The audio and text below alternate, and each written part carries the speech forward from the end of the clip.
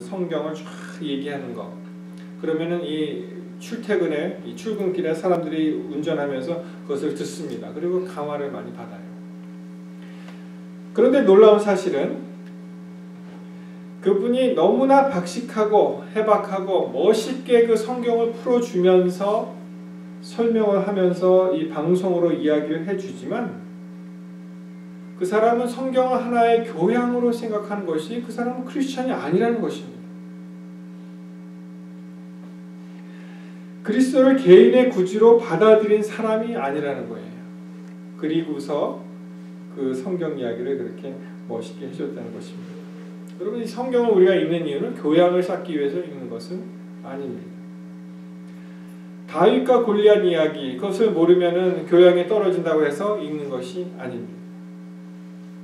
왜냐하면 성경은 하나님의 마음을 담는 말씀이기 때문에 우리가 하나님과 가까이 가기 위해서 또 하나님의 그 거룩한 가르치심, 생명의 말씀을 담기 위해서 하는 것이지 우리는 교양으로 읽는 것이 아닙니다. 그러면 왜 우리는 성경을 읽는가? 두 번째로, 여러분 이 말씀 어떻습니까? 우리가 영생을 읽기 위해서 성경을 읽는다. 좀 멋있어 보이죠? 영생을 얻기 위해서. 그런데 오늘 본문의 말씀 보시면 다시 한번 보십니다. 요한복음 5장 39절, 너희가 성경에서 영생을 얻는 줄 생각하고 성경을 상고하거니와 이 성경이 곧 내게 대하여 증거하는 것이로다. 이 말씀은 많이 들었기 때문에 굉장히 익숙하지만 예수님께서 여기서 말씀하시는 그 말씀의 요지는 우리가 생각하는 것과 좀 다릅니다. 그냥 일반적으로 생각하는 것. 여기서 성경을 상고한다는 것, 이 상자는 자세하다 이 뜻이에요. 상세히 할 때.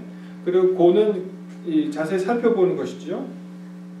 그래서 상고한다는 것은 자세하게 따져서 참고하거나 검토한다 이런 말씀이에요. 자세한 고찰이라는 말씀입니다. 그런데 아이러니하게도 성경에서 영생을 얻는 줄 생각하고 성경을 자세히 고찰하고 탐구하고 읽지만 그 성경은 예수 그리스도를 가리키는 것인데 그것을 놓쳤다는 것입니다. 성경을 읽는 것이.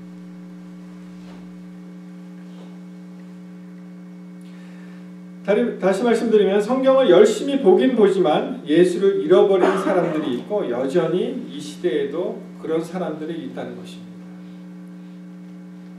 그래서 이 성경은 그냥 보는 것이 아니고 여기서 예수님의 말씀을 우리가 들어야 한다는 것입니다. 성경을 보면서 예수님을 놓치는 그러한 우를 범해서는 안 되는 것이죠. 때로는 이렇게 생각해 봅니다. 자신의 열심이, 하나님을 향한 자신의 열심이 어떻게 보면은 남들에게는 거친 돌이 될 수도 있다는 것입니다. 자신의 열심은 참 좋지만 그것이 하나의 잣대가 돼서 남들을 비판할 수 있다는 것이죠. 예를 들어서 이런 것입니다. 나는 성경 통독을 열심히 하는데 왜 당신은 안 하느냐? 이것이 하나의 그 비난의 잣대가 되어서는 안 되죠. 물론 교회에 늦게 오고 지각하고 빼먹은 것은 그렇게 좋은 일은 아니지만 자신이 교회에 일찍 오고 빼먹지 않고 공부 착실하고 성경을 열심히 읽는다고 그것이 하나의 잣대가 되어서 또 남을 비난해서는 또 안 되는 것이고 성경을 잘못 이해하는 것입니다. 성경을 통해서 하나님의 말씀이 생명으로 들어와서 그 말씀에 의해서 우리가 거듭나고 또 하나님께 가까이 가는 것이지 그것이 하나의 잣대가 되어서 남을 비난하는 데로 사용된다면 그것은 바로 옛날에 바리새인들이, 옛날에 율법자들이, 옛날에 제사장들이 그 당시 사람들에게 피해를 주고 곡해하고 또 올바르지 않은 방향으로 나아가는 그런 우를 범할 수 있는 것입니다. 여러분, 이 성경은 예수님의 사상과 마음과 사랑을 담고 있는 책이기 때문에 우리는 이 성경을 읽으면서 예수님을 만나야 되는 것입니다. 이런 말이 있죠. 우리가 손가락을 가리키잖아요. 손가락을 어디 이렇게 가리키면 손가락을 가리키는 그쪽 방향으로 바라봐야 되는데 손가락 끝을 보는 사람이 있어요. 손가락 끝을. 우리도 성경을 보면서 성경에서 말씀하시는 그 방향과 그 사상 그리고 그 예수님의 마음을 담지 못하고 성경에서 성경을 읽으면서 이 손가락을 끝을 보는, 그래서 엉뚱한 곳으로 이 성경을 해석하고 또 적용시키지 않나 그렇게 생각해 봅니다. 그것은 그렇게 되어서는 안 되는 것입니다.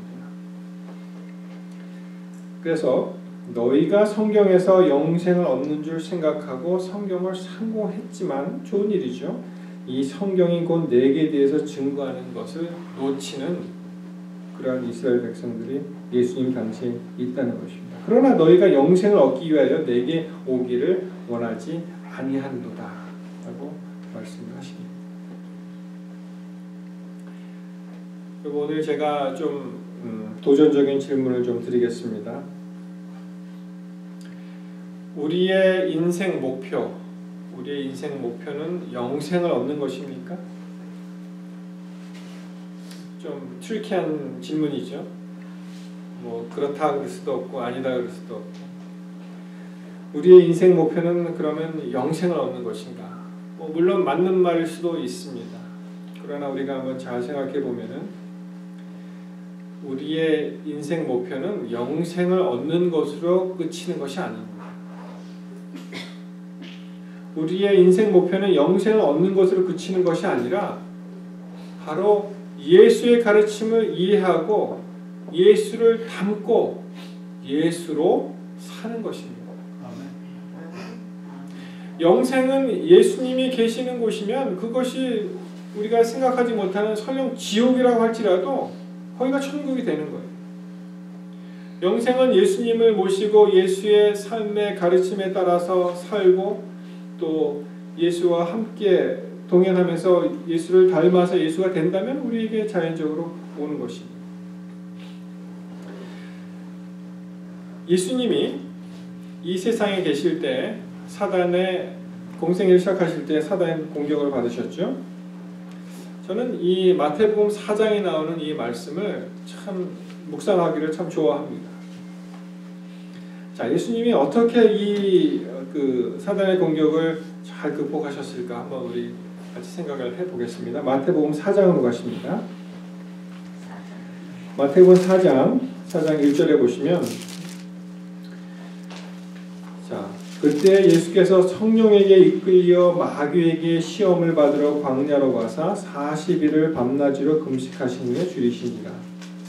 3절부터 나오죠. 시험하는 자가 예수께 나와 가로되 내가 만일 하나님의 아들이거든 명하여 이 돌들이 떡덩이가 되게 하라.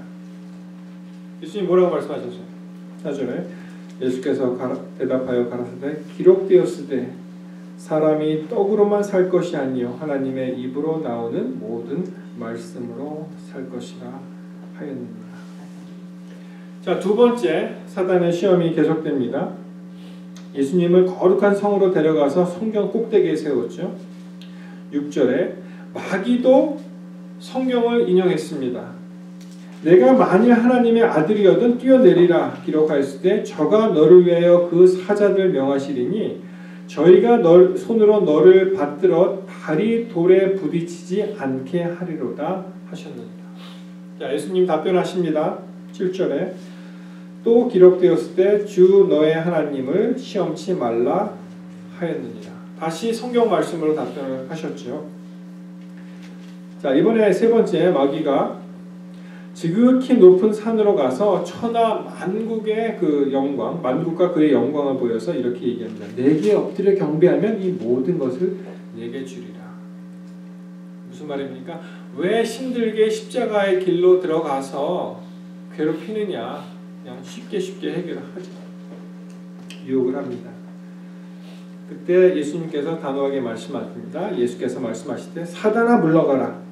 기록되었으되 주 너의 하나님께 경배하고 다만 그를 섬기리라 하였느니라. 여러분 이 말씀을 쭉 보시면 우리가 뭐 잘 아시는 내용이고 또 많이 들었던 그런 내용입니다. 예수님께서 사단의 그 공격에 대응하였던 그러한 방침은 무기는 무엇이었습니까? 여기서 우리가 아시는 대로 성경 말씀을 했다. 우리가 이렇게 배웠습니다. 그렇죠?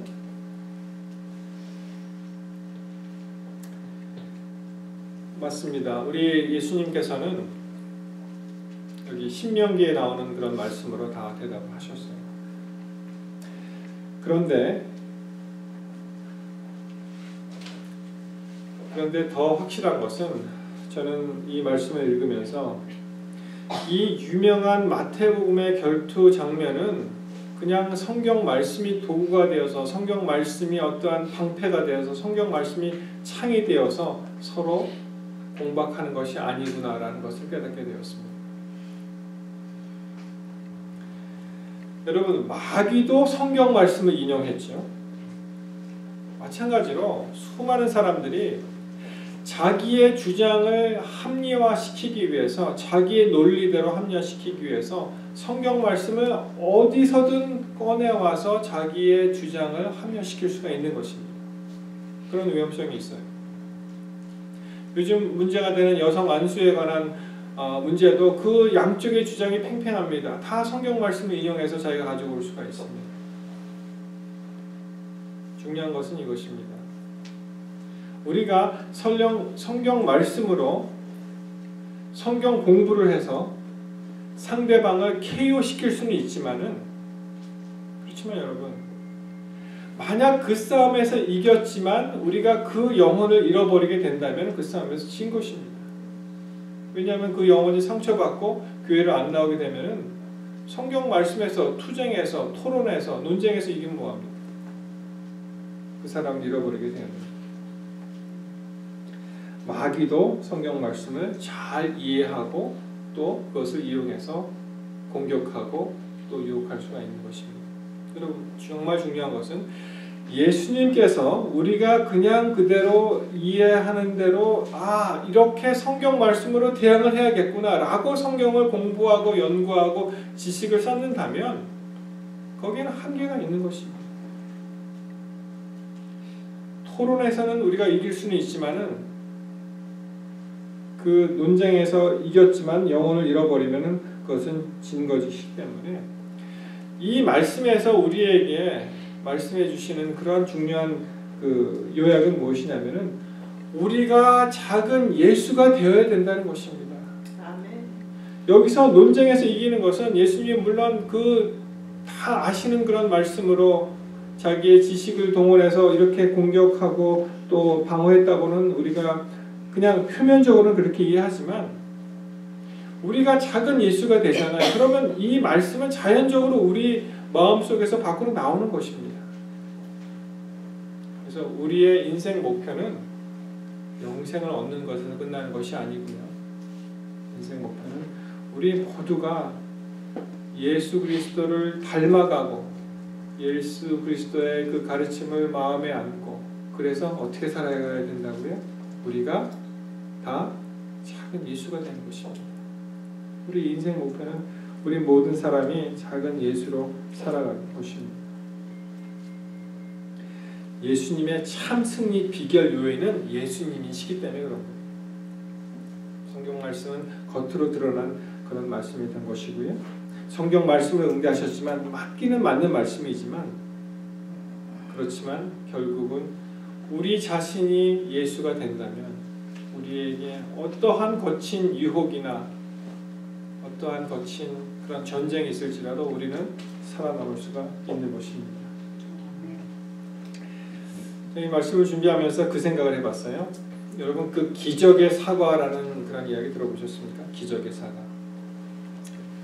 제가 사과를 하나 가지고 나왔으면 좋았을 뻔했네요.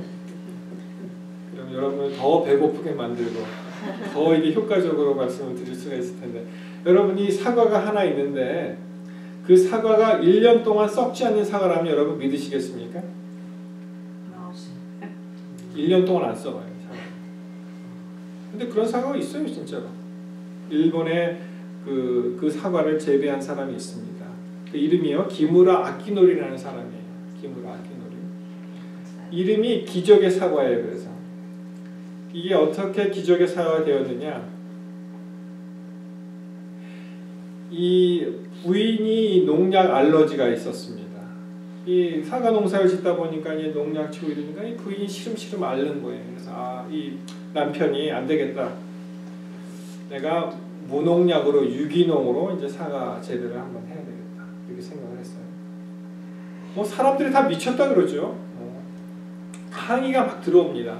당신이 농약을 안 뿌리니까 벌레들이 창궐해서 우리 밭에도 영향을 미치니 제발 그렇게 하지 말라고. 이건 뭐 계란으로 바위치기지 이게 될 소리냐고. 뭐 미쳤다 그러고 돈키호테라 그러고 뭐 하여튼 굉장히 힘들었습니다. 그런데 이분이 끝까지 그것을 놓치지 않았어요. 내가 무농약으로 한번 키워보겠다 이렇게 생각을 하고 그리고 이제 시작을 했는데 여러분 그 농약을 계속 사용했던 그 땅이 그 과수원이 그렇게 했으니까 어땠을까요? 잘 됐을까요? 원하는 대로? 벌레는 벌레대로 많고요. 잎은 시들고 사과는 병에 걸리고 어떤 경우에 나무가 고사하는 그런 일이 반복이 되었습니다. 그런데 이 책을 읽어보면 참